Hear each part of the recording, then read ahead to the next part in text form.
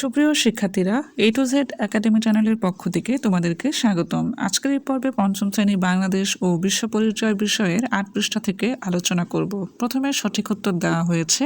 প্রথম প্রশ্নটি হচ্ছে, নিচের কোনটি জীবাশ্ম জ্বালানি? উত্তর হবে প্রাকৃতিক গ্যাস। জলবায়ু পরিবর্তনের কারণে তাপমাত্রার কি পরিবর্তন হচ্ছে? উত্তর হবে ধীরে ধীরে বাড়ছে। কৃষিকাজে প্রয়োজনীয় সেচের পানি না পাওয়ার মূল কারণ কি? উত্তর ভূগর্ভস্থ পানির স্তর নিচে নেমে যাওয়া। এরপর কিছু শূন্যস্থান দেওয়া হয়েছে। প্রথমে প্লাস্টিকের ব্যবহার গ্যাপ দূষিত করে। উত্তর হবে পরিবেশ। ২, জীবাশ্ম জ্বালানি অধিক মাত্রায় ব্যবহারে বায়ুতে গ্যাপ বেড়ে যায়। উত্তর হবে কার্বন ডাই অক্সাইড। ৩, জলবায়ু পরিবর্তন রোধে গ্যাপ প্রয়োজন। উত্তর হবে সচেতনতা। ৪, কংক্রিট ব্লকের ব্যবহার পরিবেশের গ্যাপ কমায়। উত্তর হবে ক্ষতি। এরপর গ নাম্বারের সত্য মিথ্যা দেওয়া হয়েছে। প্রথম প্রশ্ন, জলবায়ু পরিবর্তন হলে দুর্যোগের আশঙ্কা কমে যায়। উত্তর মিথ্যা। ২, অধিক বন উজাড়ের কারণে পৃথিবীর তাপমাত্রা কমে যাচ্ছে। উত্তর মিথ্যা। তাপমাত্রা বৃদ্ধির ফলে জলবায়ু পরিবর্তন ঘটে। সত্য। ডিজেল এক ধরনের জীবাশ্ম জ্বালানি, এটাও সত্য। এরপর কিছু সংক্ষিপ্ত প্রশ্ন আছে। প্রথম প্রশ্ন, আবহাওয়া ও জলবায়ুর মধ্যে দুটি পার্থক্য লিখো। উত্তর, আবহাওয়া ও জলবায়ুর মধ্যে দুটা পার্থক্য নিচে দেওয়া হয়েছে।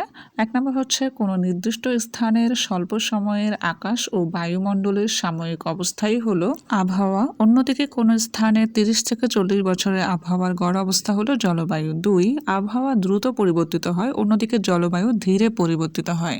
২ নম্বর প্রশ্ন, জলবায়ু পরিবর্তনে মানবসৃষ্ট ৩টি কারণ লিখো। উত্তর, জলবায়ু পরিবর্তনে মানবসৃষ্ট ৩টি কারণ হলো: ১, জীবাশ্ম জ্বালানি অর্থাৎ কয়লা, তেল, গ্যাস পোড়ানো। ২, ব্যাপক হারে বনভূমি উজাড় করা বা গাছ কাটা। ৩, কলকারখানা ও যানবাহনের নির্গত কালো ধোঁয়া। পরবর্তী প্রশ্ন, সমুদ্রপৃষ্ঠের উচ্চতা বেড়ে যাওয়া ৩টি প্রভাব লিখো। উত্তর, সমুদ্রপৃষ্ঠের উচ্চতা বেড়ে যাওয়া ৩টি প্রভাব হলো: ১, নিচু উপকূলীয় এলাকা তলিয়ে যেতে পারে। ২, কৃষি জমিতে লবণাক্ত পানি ঢুকে ফসলের ক্ষতি হতে পারে। ৩, মানুষ বাস্তুচ্যুত হতে পারে।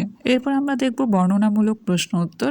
১, জলবায়ু পরিবর্তন রোধে তোমার করণীয় লিখো। উত্তর, জলবায়ু পরিবর্তন রোধে আমি যা করতে পারি তা নিচে দেওয়া হলো: ১, বেশি করে গাছ লাগানো এবং বন সংরক্ষণ করা। ২, বিদ্যুৎ ও পানির অপচয় কমানো। ৩, প্লাস্টিক ও পলিথিনের ব্যবহার বন্ধ করা। ৪, জীবাশ্ম জ্বালানির বদলে সৌরশক্তির মতো নবায়নযোগ্য শক্তির ব্যবহারে উৎসাহ দেওয়া। পরবর্তী প্রশ্ন, পরিবেশ সংরক্ষণে আমরা কিভাবে ভূমিকা রাখতে পারি? উত্তর, আমরা নিম্নলিখিত উপায়ে পরিবেশ সংরক্ষণে ভূমিকা রাখতে পারি। ১, বর্জ্য যেখানে সেখানে না ফেলে নির্দিষ্ট স্থানে ফেলা।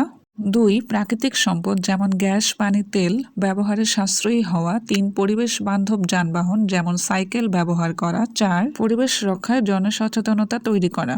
এই ছিল আজকের পর্ব। পরবর্তী ভিডিওগুলো পেতে আমার চ্যানেলটি সাবস্ক্রাইব করুন। ধন্যবাদ।